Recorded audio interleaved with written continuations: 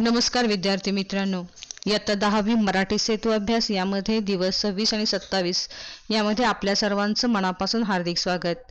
आज आपण थोडा उशीर होतोय पण काही कारणास्तव क्षेत्र पाहतोय. श्रवण, वाचन आणि लेखन या 3 क्षेत्रामध्ये आपण पारंगत होणं हे अत्यंत महत्त्वाचं आहे आणि ते होण्याचा प्रयत्न आपण सगळेजण करत आहोत आणि अधिकाधिक आपण त्याचा सराव करायचा आहे. आणि याच दृष्टिकोनातून कौशल्य जे आहे ते पुढचं आपण विकसित करणार आहोत.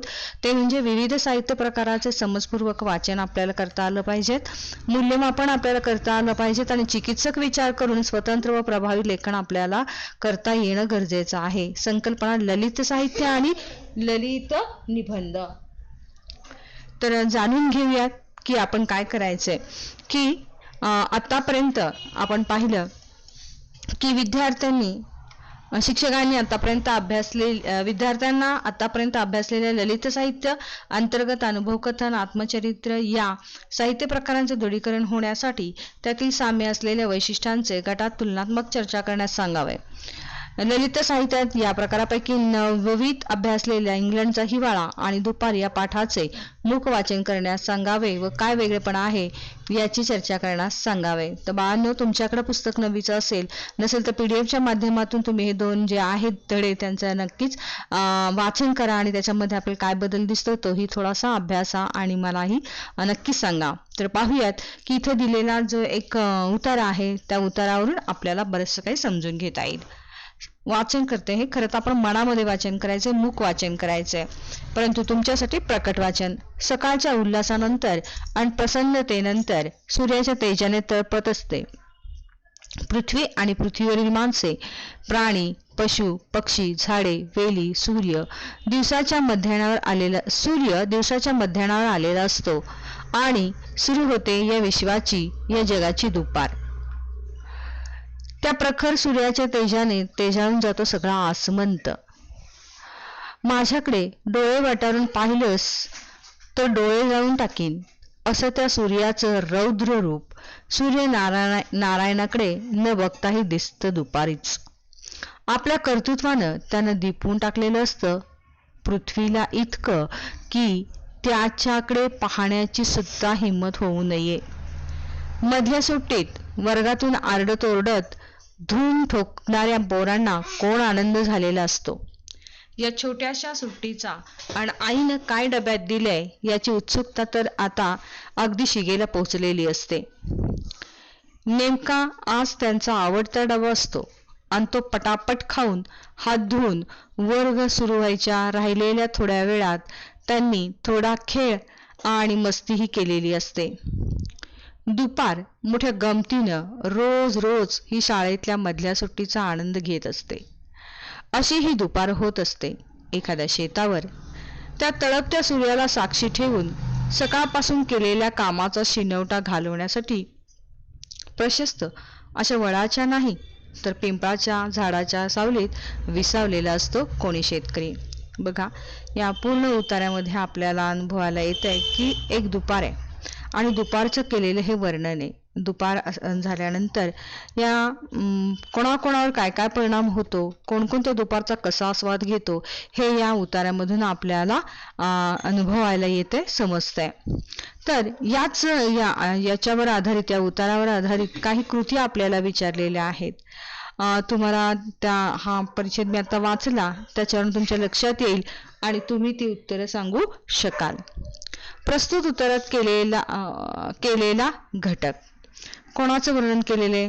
सूर्याचं. अगदी बरोबर. वर्णन केलेला घटक मानव आहे की मानवेतर? आता मानव आणि मानवेतर. मानव म्हणजे तुम्ही आम्ही सगळेजण आणि मानवेतर म्हणजे आपल्या सगळ्यांना सोडून जो घटक असतो तो मानवेतर. यामध्ये सूर्य हा मानवेतर आहे, बरोबर ना? वर्णिलेल्या घटकाचे कर्तृत्ववान व्यक्तीसारखे गुणविशेष. बघा की हा सूर्य मानवेतर जरी असला तरी सुद्धा त्याचं आपल्या माणसासारखी सुद्धा त्याची काही गुणविशेष असतात. त्याच्यामध्ये पहिला आपल्याला सांगता येईल की त्याच्यातले असलेली तेजस्विता. दुसरा आपल्याला सांगता येईल की तो दिपवून टाकतो आणि तिसरा आपल्याला सांगता येईल की त्याचं रौद्र रूप. पुढची कृती आहे की वर्णन केलेल्या घटकाचे मानवी जीवनावर होणारा परिणाम. काय होतो बघा की हा ज्या सूर्य तळपत असतो दुपारच्या वेळी, त्यावेळी काय होतं तर माणसाला या सूर्याच्या उष्णतेमुळं किंवा सूर्याच्या या तेजानं माणूस तळपत असतो. माणसे तळपतात. उतार्यात प्रस्तुत घटकाचे वर्णन करण्यासाठी वापरलेले अलंकारिक शब्द. बघा या वरीच्या परिच्छेदामध्ये आपल्याला सूर्यासाठी काही अलंकारिक शब्द वापरलेले पाहायला मिळतात. त्याच्यामध्ये एक शब्द आपल्याला पाहायला मिळतो तो म्हणजे रौद्र रूप आणि तेजाने तेजाळतो म्हणजे एक तेजस्विता हा आपल्याला त्याचा दुसरा शब्द आपल्याला अलंकारिक पाहायला मिळतो. जाऊयात पुढे आपण. सक्षम बनूया. बघा की या ललित निबंधाच्या दृढीकरणासाठी काही असे उतारे आपण घ्यायचे आहेत आणि त्याचा सराव आपल्याला गटागटामध्ये करायचा आहे. जसं की बघा ललित निबंधात केंद्रस्थानी असलेला घटक, वर्णन केलेल्या घटकात दिसून येणारे मानवी स्वभाव विशेष. आता आपण पाहिलं की बाबा याच्यामध्ये केंद्रस्थानी घटक कोणता होता? सूर्य होता. वर्णन केलेल्या घटकात दिसून येणारे मानवी स्वभाव विशेष म्हणजे या मानवामध्ये कोणकोणते विशेष आहेत, गुणविशेष आहेत, हेही आपल्याला या विविध दुपारमध्ये आनंद घेत असलेल्या गोष्टीतून दिसून येत आहेत. वर्णन केलेल्या घटक आणि मानवी जीवन यांचा परस्पर संबंध, की माणसामध्ये कसा संबंध एक दुसऱ्यावर कसा अवलंबून असतो हेही आपल्याला पाहायला मिळते. त्याचप्रमाणे वर्णनातील संबंधित वेळ, काळ किंवा ठिकाण दर्शवणारे मुद्दे. आपल्याला बघा शाळा हे स्थळ आपल्याला पाहायला मिळते, वेळ दुपारची आपल्याला पाहायला मिळते. शेतावरचा एक म्हणजे माणसं उन्हामध्ये तळपली बिचारी, कामं करून थकली की ते आपल्याला कुठेतरी थोडासा शिनोटा जाणवायला लागला तर ते आपल्या पिंपळाच्या झाडाचा आधार घेतात, हे आपल्याला इथं या मुद्द्यामधून दिसून येते.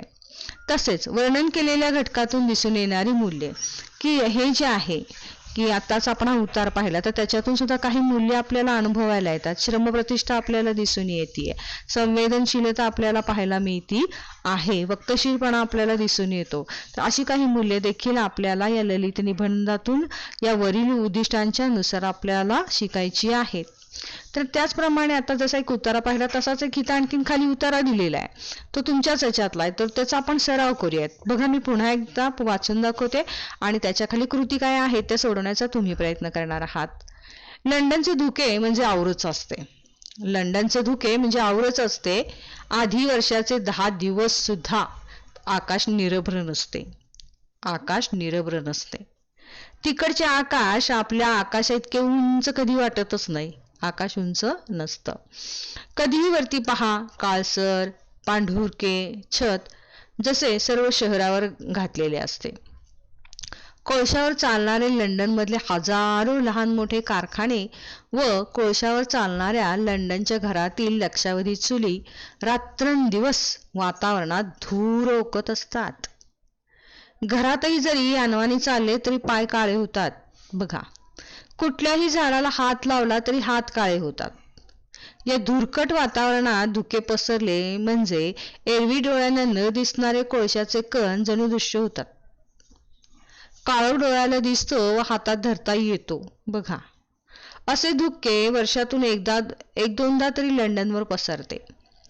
पृथ्वीच्या भोवती हवेचे आवरण आहे व आपण त्या हवेच्या तळाशी आहोत, या गोष्टी भूगोलाच्या पुस्तकात वाचल्या होत्या, पण त्यांचा प्रत्यक्ष अनुभव लंडनच्या धुक्यात आला. समुद्राच्या तळाशी असलेल्या जीवांना काय वाटत असेल याची कल्पना येते. या धुक्याने हाहाकार होतो. ब्रिटिश खाडीत बोटीवर बोटी आपटतात, रस्त्यावर गाड्यांचे अपघात होतात. एवढं मोठं धुकं असतं. मुले रस्ता चुकतात. हिवाळ्यातले कित्येक आठवडे इथला दिवस संधी प्रकाशा इतपत उजेडाचा असतो. बघा इथं केंद्रस्थानी काय आहे? लंडनचं धुकं. मग असा हा दिल्यानंतर त्याच्या खालील आता कृती तुम्ही समजून घेऊन सोडवायच्या आहेत आणि त्या तुम्हाला सोडवता येतील. बघा पहिला आपल्याला जो पहिली कृती जी आपल्याला दिलेली आहे ती कृती काय आहे की वैशिष्ट्य सांगा. आता याच्यामध्ये आकाश जे आहे त्या आकाशाचं वैशिष्ट्य काय सांगितलेलं आहे? आकाश कसं असतं? निरभ्र असतं का निरभ्र नसतं? किती दिवस जवळजवळ बघा, तर 10 दिवस सुद्धा निरभ्र नसते. हे झालं वैशिष्ट्य. बघा दुसरं बघूयात. लंडन मधील वातावरणात धूर ओकणारे घटक. धूर कोण ओकतं? चूल. आणि दुसरं कारखाने. अगदी बरोबर. तिसरा हे आहे, लंडन मधील आकाश कसं असतं? आत्ता सांगितलं. आकाश निरभ्र असतं का? नसतं. निरभ्र नसते. जास्त उंचीचं असतं का? नाही. मग दुसरा त्याचं झालं कमी उंचीचे असते. त्याचं छत कसलं असतं? काळसर छत असतं. बरोबर. तिसरं झालं काळसर छत. आणि चौथं झालं पांढुरकं छत. बरोबर. आता परिणाम लिहा. लंडन मधील धुक्याचा मानवी जीवनावर परिणाम. काय परिणाम होतो बघा बरं.